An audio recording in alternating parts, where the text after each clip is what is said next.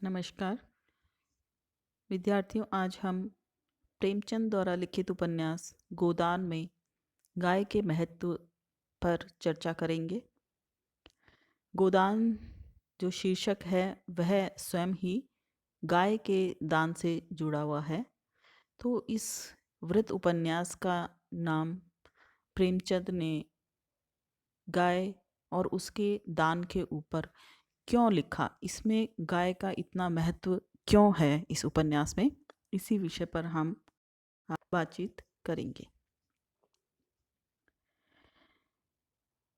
किसान के अस्तित्व रक्षा की चिंता गोदान में प्रमुख रूप से दिखाई देती है। यानी मुख्य रूप से ये जो उपन्यास है वो किसान जीवन और उसके खत्म होते अस्तित्व के आधार पर लिखा गया है, क्योंकि बड़ी संख्या में लोग किसान व्यवसाय को छोड़कर अन्य व्यवसाय अपना रहे हैं। लेखक ज्यों ही गांव जीवन में प्रविष्ट होता है त्यों ही उसकी लेखनी में किसान और उसके प्रति करुणा का संचार होने लगता है। उल्लास, उत्साह, उमंग का वातावरण गोदान उपन्यास में हमें कम ही देखने को मिलता है। इसके स्थान पर गरीबी, दुख, दैन्य, पीड़ा, अन्याय, अत्याचार का वर्णन हमें यत्र तत्र दिखाई देता है। जहाँ भी जब भी उपन्यास के दो पात्र आपस में दिल खोलकर बातें करते हैं तो थोड़ी ही देर में कोई ना कोई करुण प्रसंग उपस्थित हो जाता है। शहर का वर्णन करते समय बेशक लेखक हास्य व्यंग के प्रसंग ले आता है और थोड़ी देर के लिए लेखक आनंद में मग्न हो जाता है। मिर्ज़ा, तनख्वाह, मेहता, मालती की चर्चाओं में अन्य भाव स्थितियाँ की अभिव्यक्ति पाई जाती है। यद्यपि उपन्यास का मूल मनोभाव जो है वो करुणा पर ही आधारित है। गोदान के कथा के केंद्र में गाय की लालसा है।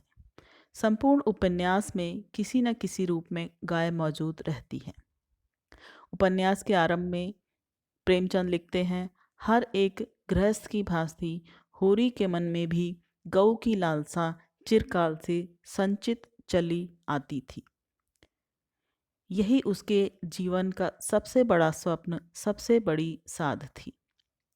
बैंक सूद से चैन करने या जमीन खरीदने या महल बनवाने की बड़ी बड़ी आशंकाएं, विशाल आकांक्षाएं उसके नन्हे हृदय में कैसे समाती। इस उदाहरण से स्पष्ट होता है कि होरी का अब तक का जीवन इस अपूर्ण आकांक्षा के साथ चलता रहा है। अनेक संघर्षों, अभावों, षड्यंत्रों, कुचक्रों के बीच भी होरी गाय रखने की इच्छा पाले रखता है और ज्यों ही उसे अवसर मिलता है वह गाय का इंतजाम कर लेता है। भोला को किसी न किसी तरह पटाकर वह उससे उधार गाय ले आता है। यह उपन्यास का प्रस्थान है। होरी की अपूर्ण आकांक्षा की आसान पूर्ति देखकर गांव में कोई भी खुश नहीं होता। सभी की नज़र होरी की इस गाय पर लग जाती है। गांव का लगभग प्रत्येक व्यक्ति अभावों में जी रहा है, दुखी है, लेकिन फिर भी वो अपने साथी का सुख बिल्कुल नहीं देख पाता है। आषाढ़ की बरसात होती है, किसान खेत जोतने जाते हैं और तब राय साहब के कारकुन ने कहलवा भेजा, जब तक बाकी न चुक जाएगी किसी को खेत में हल न ले जाने दिया जाएगा। अब क्या हो? होरी महाराज झिंगुरी सिंह के पास रुपए लेने जाता है तो देखता है कि महाराज की नज़र भी उसकी गाय पर ही है। वो गाय लेना चाहते हैं। इसी बीच होरी की भाई हीरा की धनिया से कहासुनी हो जाती है और हीरा अपने इस क्रोध को उसी गाय पर उतारता है और हीरा होरी की गाय को जहर खिला देता है। इस तरह होरी की जो चिर संचित आकांक्षा थी वह अधूरी, अपूर्ण हो जाती है। आगे की जो भी उपन्यास की कहानी है वह इस गाय का कर्ज उतारने से बंधी हुई चलती है और फिर कभी गाय खरीदने का सामर्थ्य होरी नहीं जुटा पाता है। होरी गाय तो नहीं खरीदता, परंतु उसके घर का कोई सदस्य जब भी स्वप्न देखता है तो वह सोचता है कि सबसे पहले वह एक पछाई गाय लाएगा। उसका पुत्र गोबर भी यही सोचता है और उसकी पुत्री रूपा, जिसका कि विवाह धनी किसान राम सेवक से होता है, जब वह अपने ससुराल की संपन्नता को देखती है तो उसके मन में भी गाय की वही स्मृति पुनः सजीव हो उठती है। उस गाय की याद अभी भी उसके दिल में हरी थी, जो मेहमान की तरह आई थी और सबको रोता छोड़कर चली गई थी। वह स्मृति इतने दिनों बाद अब और भी मृदु हो गई थी। यानी परिवार का हर सदस्य के मन में उस गाय की लालसा, उस गाय का जो यादें हैं, स्मृति है, वो कहीं ना कहीं जीवित है। उपन्यास के अंत में होरी जब मरने लगा तो उसे वही गाय याद आती है।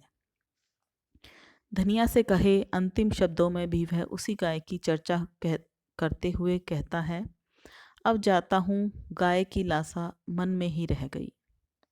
प्रेमचंद ब्राह्मणवादी स्वार्थी प्रवृत्ति पर इस प्रसंग की निर्मिती द्वारा चोट करते हैं। मरते समय यदि गाय दान दी जाए तो मरने वाला व्यक्ति सीधे स्वर्ग पहुंचता है। इस धार्मिक अंधविश्वास को बनाए रखने की पूरी कोशिश यहाँ ब्राह्मण दाता दीन द्वारा की जाती है। धर्म का सहारा लेकर अशिक्षित, गरीब व लाचार लोगों को इसी स्थिति का भरपूर फायदा उठाना पुरोहित वर्ग का अति प्रिय कर्म रहा है, जिसके कारण कोई श्रम किए बिना इस समुदाय का जीवन यापन बड़े मज़े से चल रहा है।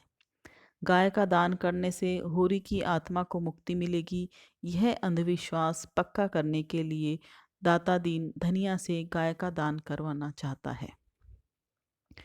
जीवन की विडंबना को उजागर करते हुए उपन्यास के अंत में प्रेमचंद ने दिखाया कि जिस गाय की कामना में होरी जीवन भर